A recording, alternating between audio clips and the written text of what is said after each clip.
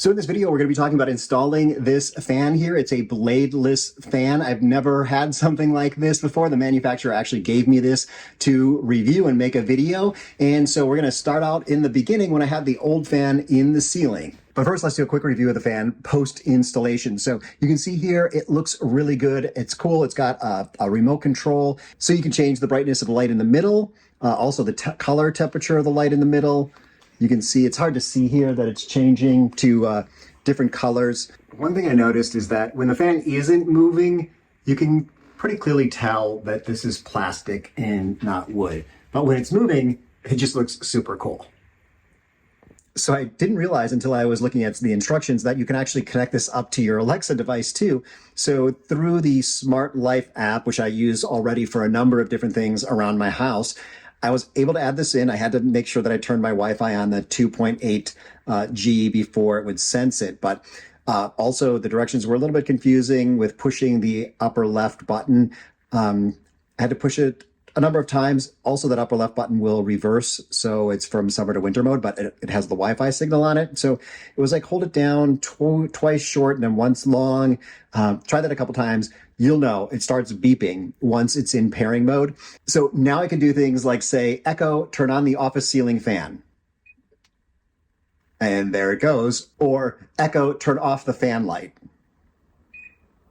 I like to call my device Echo instead of Alexa. You can make that change. But now I can also set it to automatically come on at night or automatically turn off during the day, things like that, turn lights on and off. It's all available through Alexa. So that's an extra bonus for this fan that I didn't even realize when I first got it. So this fan really does move a lot of air. I wasn't sure if it was going to do that. It has 6 different levels, and even the lowest level provides air movement in the room. And it also spreads the air out around the room more than the other fan was pushing it straight down. Now, you can hear it. It does make some noise, but it's the noise of air moving. It's not like there's any mechanical noise to this. Now, the instructions that it came with for installation were a little bit tricky, so let's go through and watch me do the installation now if you're interested in seeing how to put it all together. Before we get started though, I want to test the wind speed of this ceiling fan so that I can compare it to the new one. So I have a little wind speed meter here. So while the power is still on, we're going to test that, and then we're going to turn the power off before we get started. And before the end of the video, I'll tell you why it's important to turn the power off, because I had that situation once. You can't just use the switch. So we're putting it on high speed here. Okay, it's about my chin height, and it's ranging from about 2.7 to 3.5. That's kind of the range on high. Now let's turn it down a little. Hope this thing can keep sensing this. So it drops down significantly, and the sensor is no longer sensing this, so I'm going to get really close. Okay, for this sensor, it can't even sense it when it's on one of the lower speeds, and this is the lowest speed, so it really cuts down a lot. But let's get this turned off, and I will turn off the breaker, and then we'll start working on the replacement. So I got the manual to figure out what tools I'm going to need. So it says I need a ladder, a regular screwdriver, a Phillips screwdriver, and a drill. I'm guessing I won't need the drill because I'm taking out an existing fan. And so I'll probably just need that ladder and a couple of screwdrivers. And then the instructions are pretty much just drawn out. So you can see here the directions for having a down rod are 30 steps long, and then also 16 steps if you're doing a flush mount. So let's see how this goes. So I just measured, this is actually about a 44-inch fan, and I'm replacing it with a 28-inch fan, but just looking inside the box, it looks much bigger because it's not just the blades coming out, but the entire thing is inside that 28 inches. So it feels like a lot more weighty than I had imagined up front. So now with the electricity turned off, I'm going to pull off the old fan.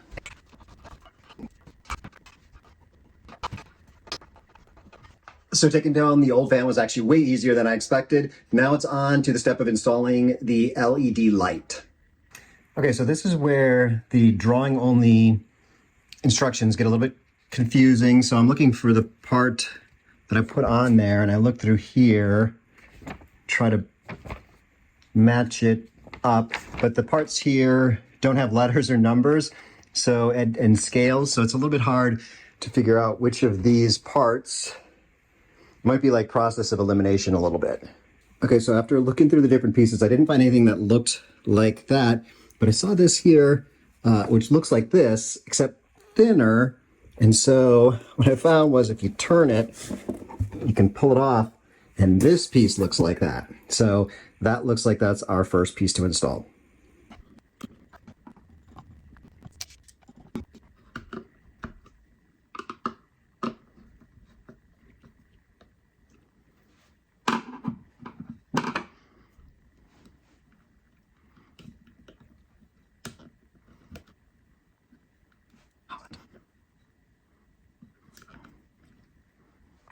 Okay, so it looks like it's best to line these guys up and get them plugged in before you screw this down. And hopefully can make that happen. Problem is this little one is so short.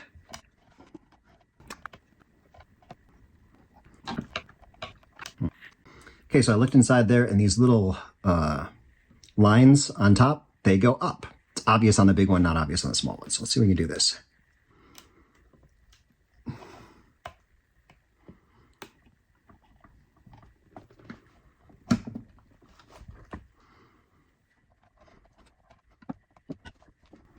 Okay, so now we can turn this till we, there you go, we got our, okay, next thing it says to do is install this diffuser, twist it, there we go, that feels good, and then it looks like we gotta flip it over and install or remove a cotter pin.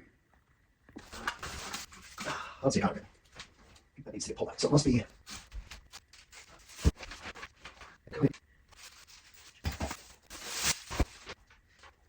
Aha. I found, looks like the cotter pin is on this rod instead of where they said it is in the direction. So we'll pull out the cotter pin. There we go. Then move on to the next step. Side to side, all hardware. Bolt. Okay, so now we're on that same piece. And it wants us to remove a screw, this screw right here. Now, it says this should slide up and down. There's another screw. There's two screws. Okay, and now that can... Shit, where'd that come from? So now that'll slide up and down, like it says. I think they want me to pull out that piece that just fell out, which I think was in here. Yeah, that probably is it. So that piece comes out. And then it's not quite clear which direction this goes, but I'm going to go, yep, that actually makes sense now. Okay, it is clear. Small ring, funnel shaped piece.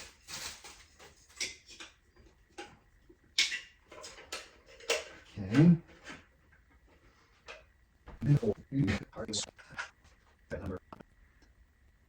Oh, you feed all the wires through.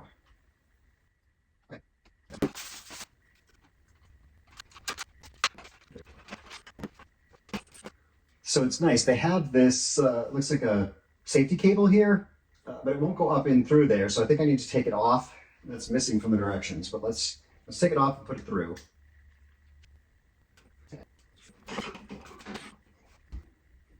Just so it's just coming out the other side, and then tighten it down. I think we'll need this later. And then there's like a very small wire. This feels like an antenna wire or something.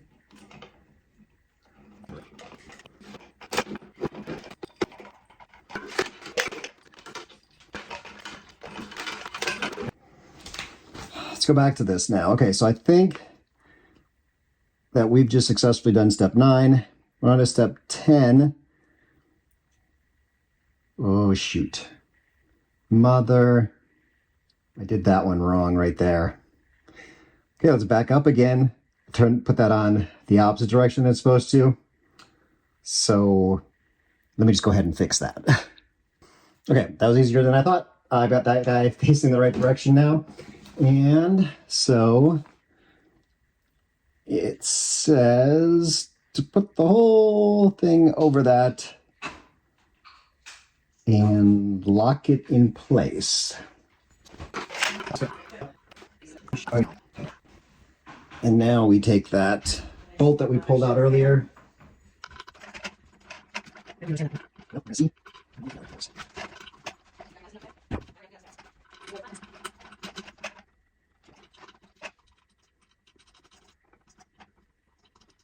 Okay, we've got that bolt installed in there, and I put the cotter pin and the nut on, and then I'm supposed to tighten. Oh, there's a couple of screws around the side of this now that need to be tightened down again.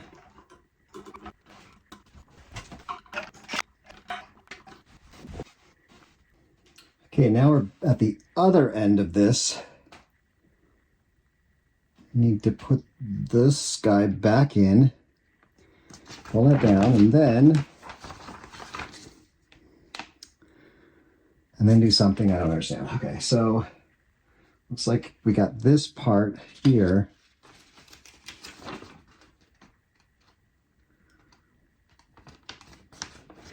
This part I forgot to put back on, but that's okay. So let me hold this off. This is the part that one of the parts I took off when I had to reverse that other part. Had been on there, but.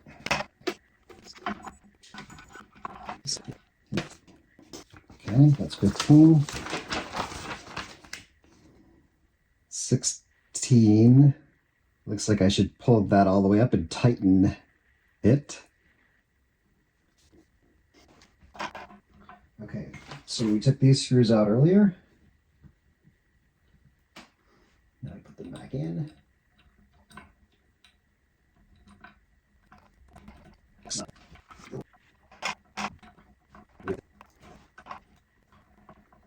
Okay, that one's going in nicely.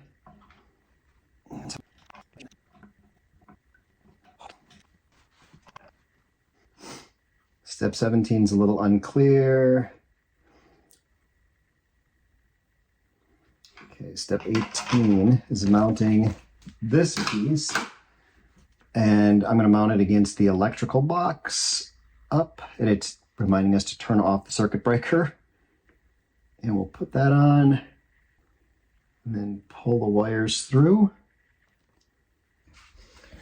So the directions show something a little bit different, like it has some kind of electrical component here, and it doesn't come with any screws. It seems to go into a electrical box. It comes with something if you were like screwing this directly into a stud or something, but I've got an electrical box up there, and we're gonna mount this to the electrical box.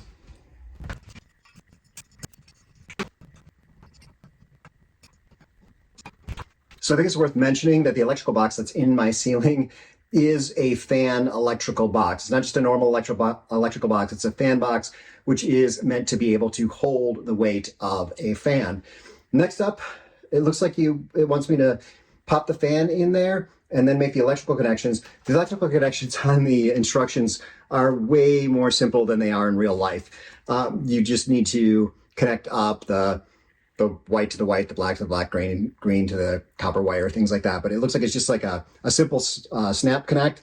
That's not how mine came. So I'm gonna make those connections now.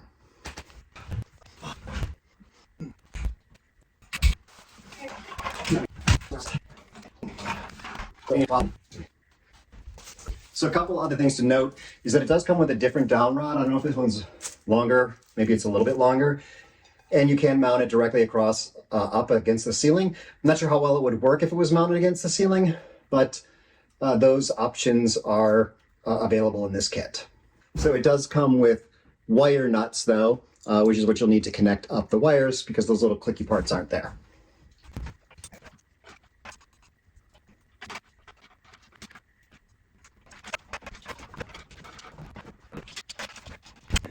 So one thing you mentioned is that you're supposed to turn this until it clicks. I never got a click. Maybe the click is that it's just sitting down in there. And the other thing it failed to mention was that you got to take out these screws here ideally before you put this up here, because those are the screws you'll need to mount this against your ceiling. So let me see if I can get them out without taking this whole thing down. Not in the instructions, so I'm backing up a little bit.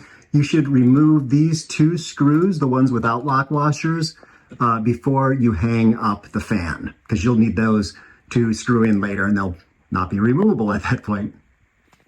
So the instructions never told me to install this anywhere, but I guess if you really want to protect yourself, you could use this cable and screw it in somewhere that's good and strong, just in case this should vibrate out or something. Maybe you got an earthquake. This would be helpful. So you need a pretty short screwdriver to be able to screw those last couple screws in. And then I guess this goes over the top once that it's in, but I got to find a shorter screwdriver or one that's at a 90-degree angle or something. But other than that, it looks like it's ready to turn the power back on and see how well it works. Okay, so I just turned the power on, flipped the switch, and the bright, kind of very bright white light came on. So now I'm gonna get the remote control set up and see how that works. So it comes with a remote control that you can mount on your wall, and it comes with a couple of really cheap batteries, but let's plug them in and see how it does. Okay, so I pushed the power button and it started spinning and I can feel the air movement. So that's good. Let's see what speed we can get up to. 6 is the highest. I can feel the air movement over here. It's a little bit of a wobble, tiny bit. They've got a kit to fix that. Yeah, let's go measuring. You can see some of the stuff, some of the packaging material is starting to blow. So see what the meter says. So this is the same spot about chin level right below the fan, but it actually feels like there's more wind, slightly out from the fan. You can see here, there's more wind in certain parts of the room. Directly below the fan isn't as windy, but it really pushes the air out around the room. So it's got a lot of different modes here. So first off, you have this kind of light up mode, which is pretty cool. It's a moon on the remote. The remote's not really self-explanatory, but we'll turn that off. Can turn on a light, and the light can be dimmed or brightened. It's a good amount of light, and it's a nice soft light too. It's not harsh. You can change the color of the light by pushing the light button to kind of a really daylight bluish color, and a very warm tone and kind of a middle tone. So that's nice. Hold down the light button to turn it off. And then the speed of the fan, there's 6 different speeds. And even at the lowest speed, I feel like it's moving more air than that other 44-inch fan. So I really like this fan. I think it would be better off in like a living room. It actually fits well in my bedroom, but because it has, this cool feature, I think being in a bigger room where it's a little bit more of a centerpiece would be a better idea, but it fits just fine in this smaller room. And I'm really impressed with the amount of air that it moves. That was what I was most afraid of. Now this is installed on the kind of default length of bar. It would probably move more air if it was sticking down a little further, and it would move less air if it was mounted across right against the ceiling is my assumption, but I really don't know. I've never seen a fan that's like this before, and yeah, I'm gonna give it 2 thumbs up. The instructions were a little bit hard to follow, but once you've got it set and ready, I definitely like it.